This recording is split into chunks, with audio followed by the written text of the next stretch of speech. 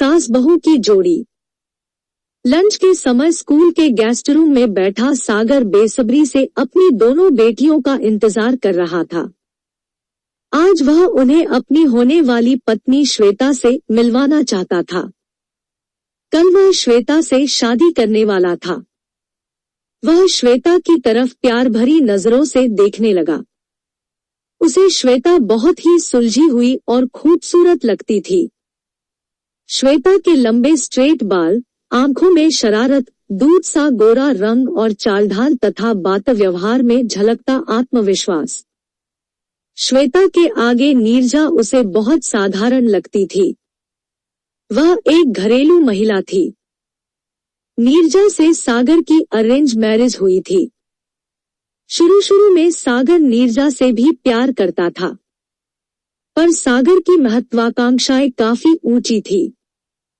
उसने अपने कैरियर में तेजी से छलांग मारी। वह आगे बढ़ता गया और नीरजा पीछे छूटती गई। सागर ने शहर बदला, नौकरी बदली और इसके साथ ही उसकी पसंद भी बदल गई।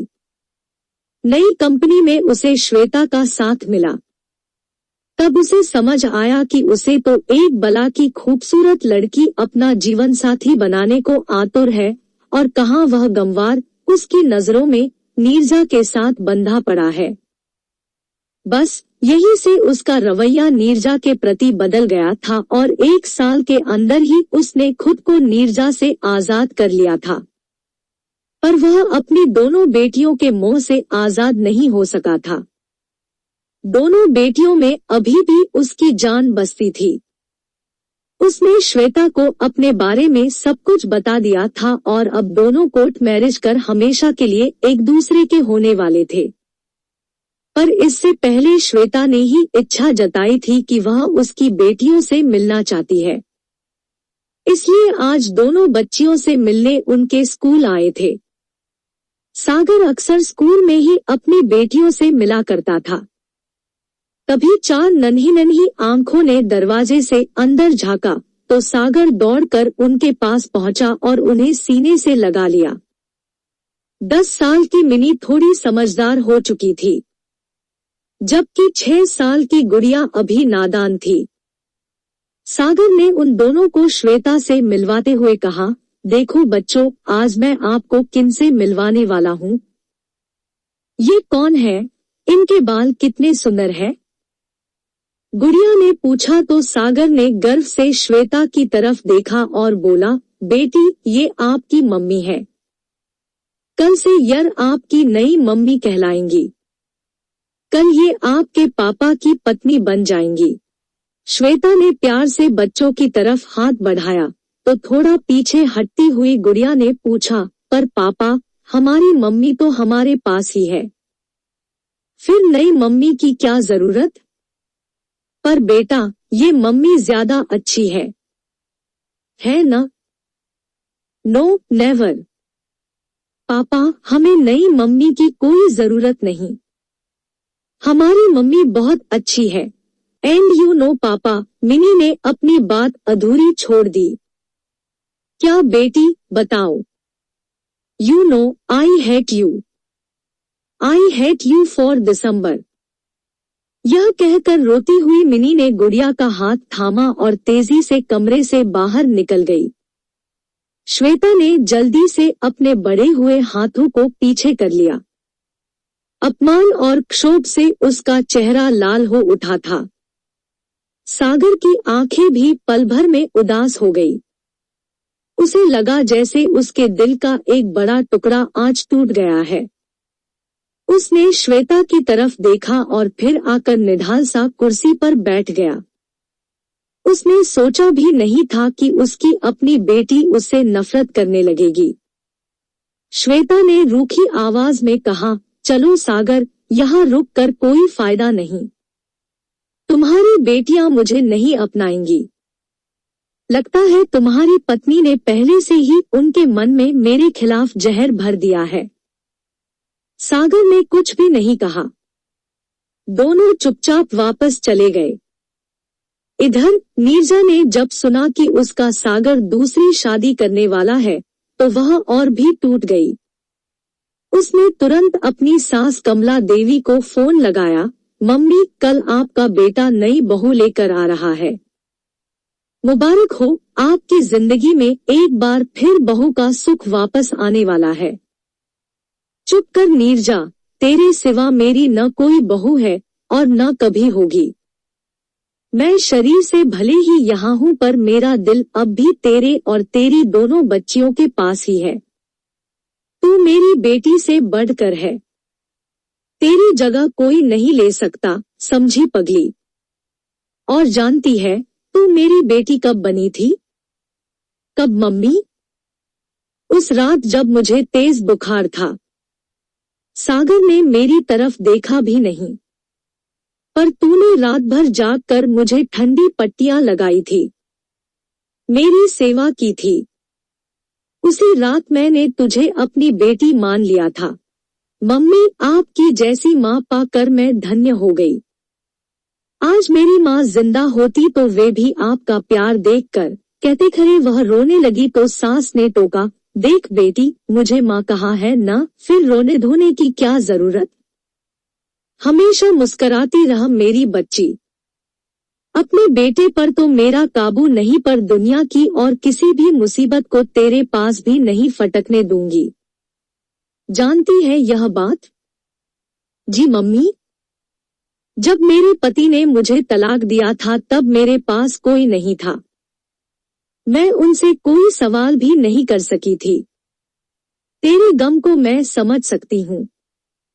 तलाक के बाद औरत मन से बिल्कुल अकेली रह जाती है, पर तू जरा भी चिंता न कर। तेरे साथ हमेशा तेरी यह माँ रहेगी, तेरा मानसिक संबल बनकर। सास की बातें सुन रोते रोते भी नीरजा के चेहरे पर मुस्कुराहट तैर गई। सास की बातों से उसे बहुत सुकून मिला। आज वह अकेली नहीं बल्कि सास का सपोर्ट उसके साथ था। नीरजा के अपने माँ बाप पहले ही गुजर चुके थे। एक भाई था जो मुंबई में सेटल था। 3 बहनें थी जिनका घर इसी शहर में था, पर चारों भाई बहनों ने उससे कन्नी काट ली थी। ऐसे में तलाक के बाद उसका और उसकी दोनों बच्चियों का संबल उसकी सास ही थी और यह उसके लिए बहुत बड़ा सहारा था। जब भी वह परेशान होती या अकेला महसूस करती तो सास से बात कर लेती। नीरजा ने एक प्राइवेट कंपनी में नौकरी कर ली थी। सैटरडे संडे उसकी छुट्टी होती थी। उस दिन कमला देवी जरूर आती, उसके और अपनी पोतियों के साथ समय बिताती, उनकी हर समस्या का हल निकालती और फिर शाम तक अपने घर लौट जाती। इधर दूसरी शादी के बाद जब भी सागर ने मिनी और गुड़िया से मिलना चाहा तो मिनी ने साफ इनकार कर दिया। अब उसे अपने पापा से बात करना भी पसंद नहीं था। उसने पापा के बिना जीना सीख लिया था और गुड़िया को भी सिखा दिया था। वह उस पापा को कभी माफ नहीं कर पाई जिसने उसकी सीधी सादी माँ को छोड़कर किसी और के साथ शादी कर ली थी। वक्त इसी तरह निकलता गया। नई शादी से सागर को कोई संतान नहीं हुई थी। दिनों दिन श्वेता के नखरे बढ़ते जा रहे थे। सागर का जीना मुहाल हो गया था। दोनों के बीच अक्सर झगड़े होने लगे थे। श्वेता अक्सर घर से बाहर निकल जाती। सागर भी देर रात शराब पीकर घर लौटता। कमला देवी यह सब देख समझ रही थी, पर वह अपने बेटे के स्वार्थी रवैये से भी अच्छी तरह परिचित थी, इसलिए उन्हें बेटे पर तरस नहीं बल्कि गुस्सा आता था। कमला देवी को अक्सर वह समय याद आता जब पति से तलाक के बाद उनकी जिंदगी का एक ही मकसद था और वह था सागर को पढ़ा लिखा कर काबिल बनाना। इसके लिए उन्होंने अपनी सारी शक्ति लगा दी थी। स्कूल टीचर की नौकरी करते हुए बेटे को ऊंची शिक्षा दिलाई, काबिल बनाया। मगर अब एहसास होने लगा था कि कितना भी काबिल बना लिया, वह रहा तो अपने बाप का बेटा ही जो बाप की तरह ही शराबी, स्वार्थी और बददिमाग निकला। इधर कमला द्वारा नीरजा को अपनाने और हर जगह उसकी तारीफ किए जाने की वजह से नाते रिश्तेदारों का व्यवहार भी नीरजा के प्रति काफी अच्छा बना रहा।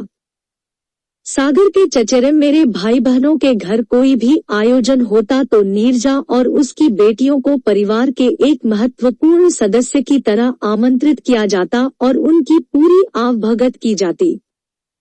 यही नहीं, सागर के विवाहित दोस्त भी नीरजा को अवश्य बुलाते। यह सब देखकर सागर और श्वेता भुनभुनाते हुए घर लौटते। श्वेता चिढ़कर कहती, देख लो तुम्हारी रिश्तेदारी में हर जगह अभी भी मुझसे ज्यादा नीरजा की पूछ होती है। लगता है जैसे मैं जबरदस्ती पहुंच गई हूँ। तुम्हारी माँ भी जब देखो नीरजा और उसकी बेटियों से ही चिपकी रहती है। सागर समझाने के लिहाज से कहा, बुरा तो मुझे भी लगता है पर क्या करूं श्वेता, नीरजा के साथ मेरी बेटियां भी हैं, बस इसीलिए चुप रह जाता हूँ। एक दिन तो हद ही हो गई। सागर के एक दोस्त के बेटे की बर्थडे पार्टी थी। आयोजन बहुत शानदार रखा गया था। सागर के सभी दोस्त वहां मौजूद थे। सागर ने इधर उधर नजरें दौड़ाई। उसे नीरजा कहीं भी नजर नहीं आई। सागर ने चैन की सांस लेते हुए श्वेता को कुहनी मारी और बोला, शुक्र है आज नीरजा नहीं है। श्वेता मुस्कुरा कर बच्चे को गिफ्ट देने लगी। तभी दरवाजे से नीरजा और उसकी दोनों बेटियों ने प्रवेश किया। नीरजा ने खूबसूरत सी बनारसी साड़ी पहन रखी थी और बाल खुले छोड़े थे।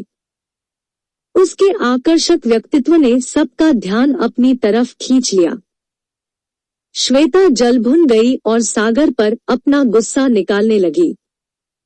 कुछ देर बाद जब पार्टी उफान पर थी तो सागर किनारे खड़े अपने दोस्तों के ग्रुप को जॉन करता हुआ बोला, यार यह थोड़ा अजीब लगता है कि तुम लोग अब तक हर आयोजन में नीरजा को जरूर बुला लेते हो।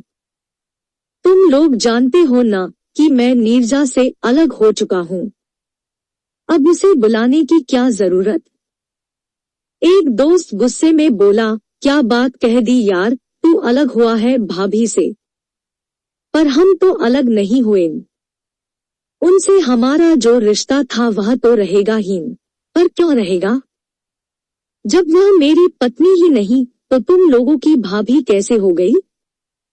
सागर ने गुस्से में कहा तो एक दोस्त हंसता हुआ बोला, ठीक है यार, भाभी नहीं तो दोस्त ही सही। यही मान ले कि अब एक दोस्त की हैसियत से हम सब उन्हें बुलाएंगे।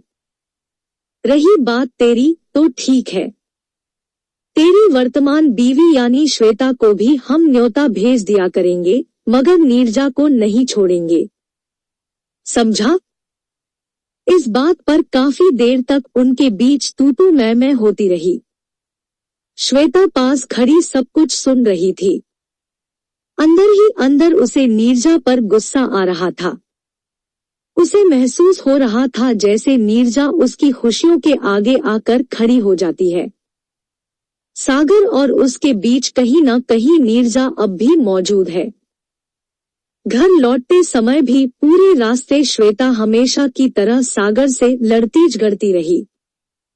एक दिन शनिवार को जब कमला देवी बहू और पोती के साथ थी तो दोपहर में उछलती कूदती मिनी घर में घुसी। आते ही उसने माँ और दादी के पैर छुए। नीरजा ने खुशी की वजह पूछी तो मिनी खुशी से चिल्लाई, मम्मा मेडिकल एंट्रेंस टेस्ट में मेरे बहुत अच्छे नंबर आए हैं और मुझे यहाँ के सबसे बेहतरीन मेडिकल कॉलेज में दाखिला मिल रहा है। सच बेटी? दादी ने खुशी से पोती को गले लगा लिया। मगर नीरजा थोड़ी उदास स्वर में बोली, बेटा यहाँ दाखिले में और उसके बाद पढ़ाई में कुल खर्च लगभग कितना आएगा।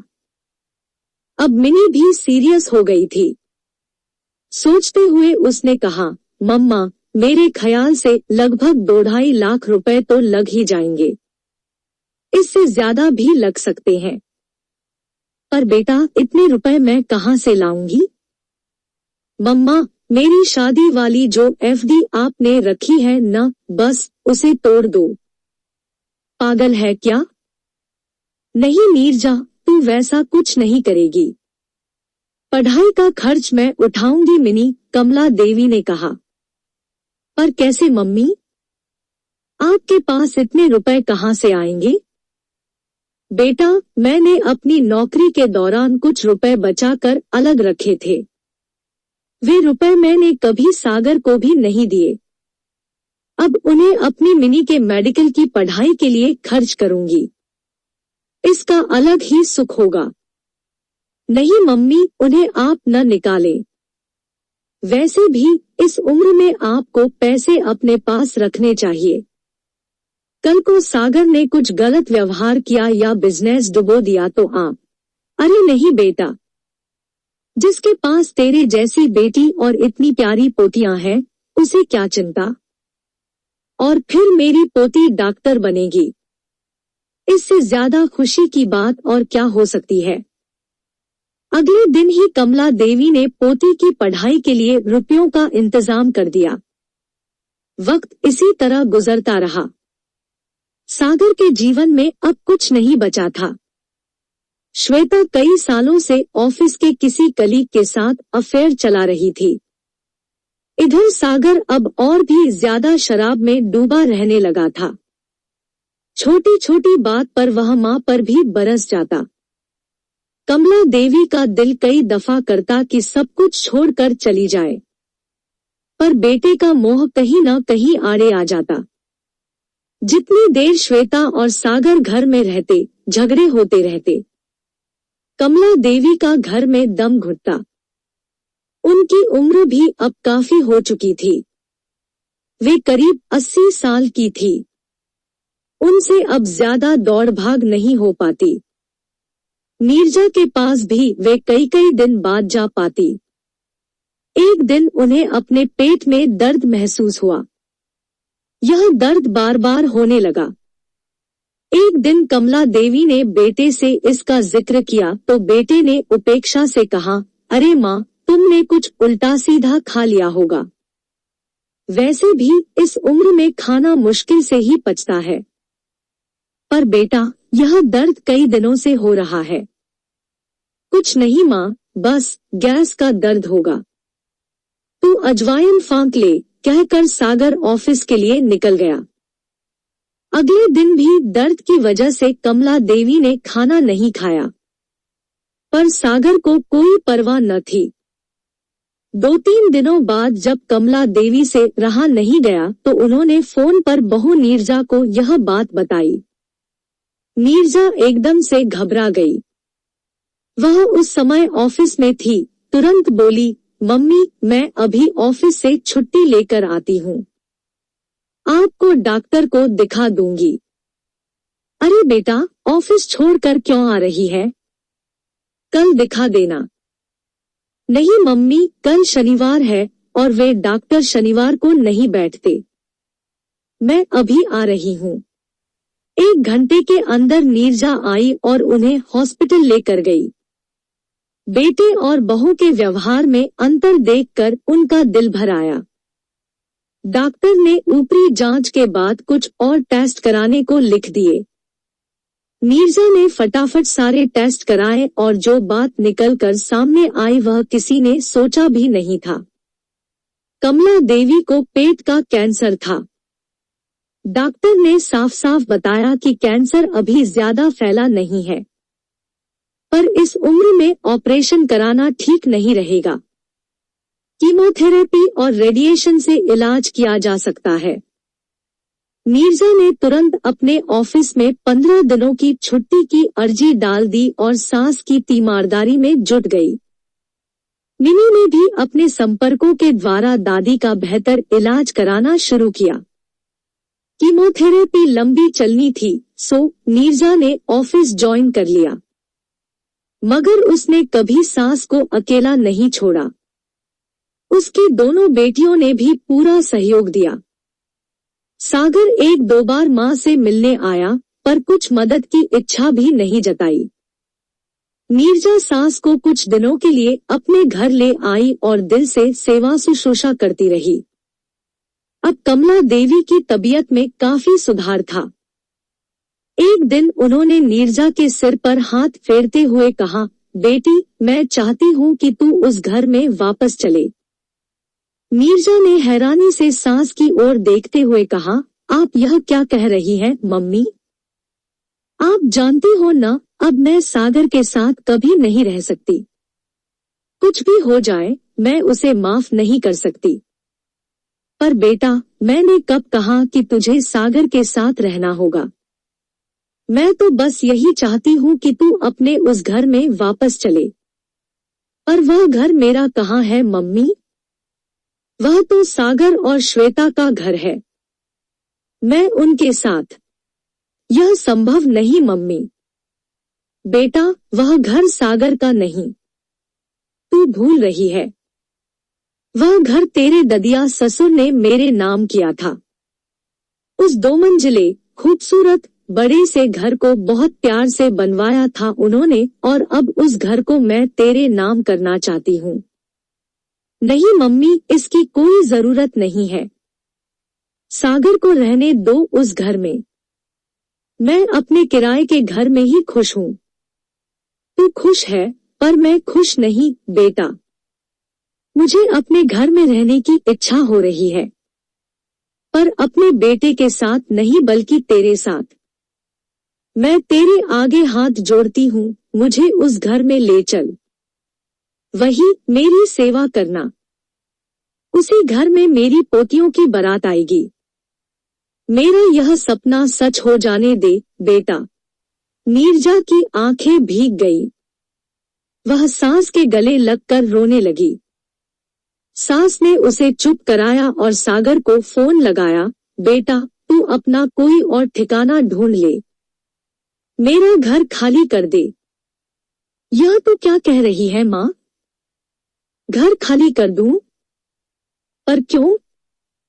क्योंकि अब उसमें मैं नीरजा और अपनी पोतियों के साथ रहूंगी। अच्छा, तो नीरजा ने कान भरे हैं। भड़काया है तुम्हें? नहीं सागर, नीरजा ने कुछ नहीं कहा। यह तो मेरा कहना है। सालों तुझे उस घर में रखा, अब नीरजा को रखना चाहती हूँ। तुझे बुरा क्यों लग रहा है?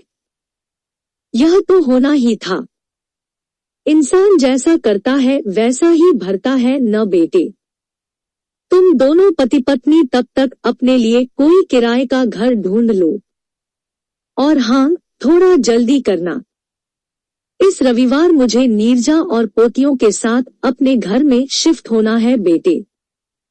अपना फैसला सुनाकर कमला देवी ने फोन काट दिया और नीरजा की तरफ देखकर मुस्कुरा पड़ी।